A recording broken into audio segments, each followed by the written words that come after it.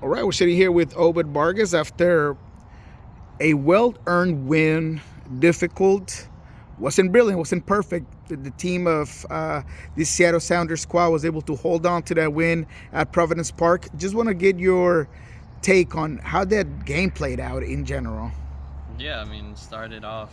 I think we had control of the game, had possession in the first half, but it's a derby, so it's gonna get scrappy, it's gonna get ugly, and we knew it before the game. We don't have to win playing beautiful soccer. We don't have to win, passing them off the field. We just have to win the game, and I think that's what got us to the end. That mentality. Even the last, I don't know, maybe 25, 30 minutes, we were defending and just trying to keep them from entering our box. And I think that's the type of wins that maybe don't look so good on paper, but they feel really good to us because we fought, we were intense the whole game, and guys are knocked up, so we felt that one. And it's against Portland, and even better. How important, and take me through what it took, because there was a character response to you guys get off to a good start, but Portland scores first. Hmm. What's that moments to respond back to a goal that kind of came out? I mean, we knew we were kind of dominating the game. I wouldn't say, okay, 100%, but we knew we were in control. We knew we were in a good spot when the goal came. Um, it's hard to take a goal like that against the run of play, but we knew we had it in us to score. We knew we could turn it around. We just had to keep being confident, and I think Christian's goal came at such a good moment. So quickly that almost didn't give them time to get momentum off their first goal, and so that kind of launched us into the second half. Being confident and knowing that we could win the game. You get another start at right wing. How do you feel like you performed in this one? Because derbies are different. They're played different. It's a lot more physical. How do you feel like you played? Yeah, I think I did my part. Tried to defend in the second half. Tried to do the most I could in the first half, attacking wise. Had a few plays where I thought I could do better. Down that right side, maybe finding the right pass, the right cross. But yeah, something I keep working on. Something I'm learning. I think it's been like 2 or 3 games that I've played in that position. I'll keep getting better at it. Brian continues to feel like you could do that job, and it seems like you're comfortable at that right wing position. But how do you kind of manage and deal with the fact that that's been Christian's position for a while, and now he might be have to get moved a line back? Like, how do you handle that where you want to perform at your best, but Yeah. that's someone who you've played along so long? How do you kind of deal with that? I mean, I've spoken to him about it. Christian is good at playing in that pivot role. He's giving me some pointers, trying to give me some advice how to do the right things in that pocket, in that space, in that position. And I think every day in training, the coaches try to do the best, try to give me all the tools, try to give me, you know, all the cues for that position, so I know what to do in every moment. But during the game, it's natural. You find spaces. I try and do my best. I try to help the team, and I think you know being able to play in that position gives me a little bit more freedom to go forward, and I actually enjoy that. Talk to us a little bit about Christian's leadership, right? I mean, you're a guy that's coming up. He's a guy that's been here a while. He's one of the captains of this team, if you will. What have you taken from Cristian Roldan's leadership this year? Just his work ethic and mentality every day.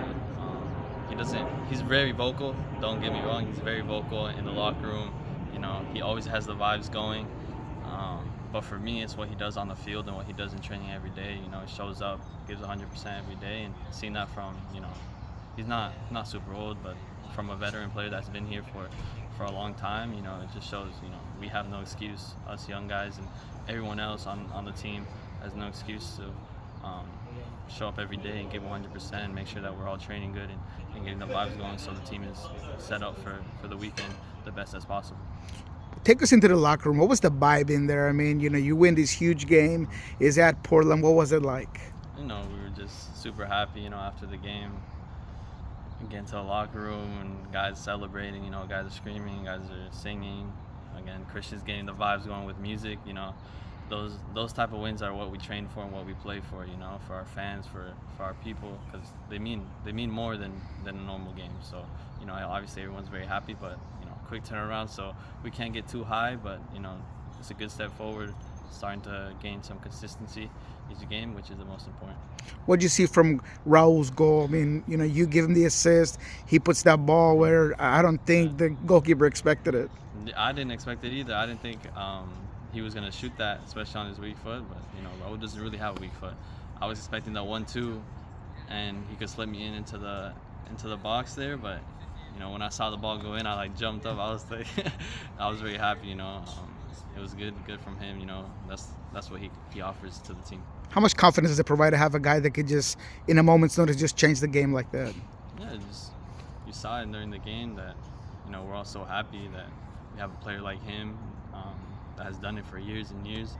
We can't, defensively we stay solid, and Raul gets one chance, he buries it, and we win the game. And so that's kind of like what I learned from the beginning. My first game in Austin, he gets one chance, he buries it, we win the game. So stuff like that is just super good to have. It gives the team confidence, gives the team even more belief defensively. If we can keep this shutout, we're gonna get a chance to score, and so that's what he offers.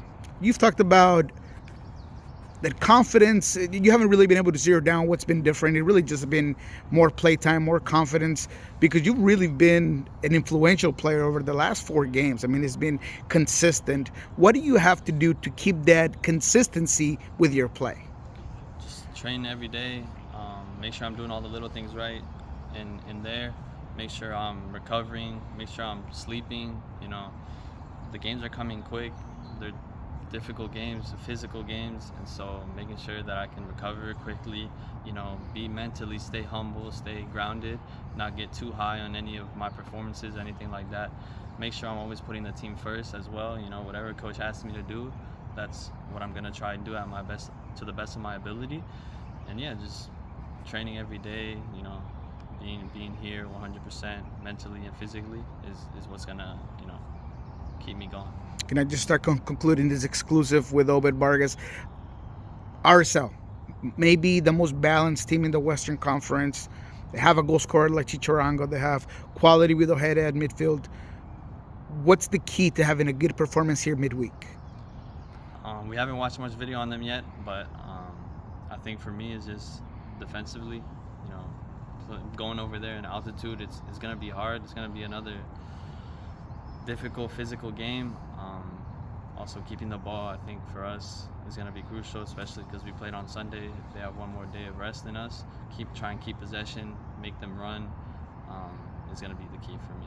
I mean, Seattle had not won since 2021 in Timbers. They've really struggled against RSL.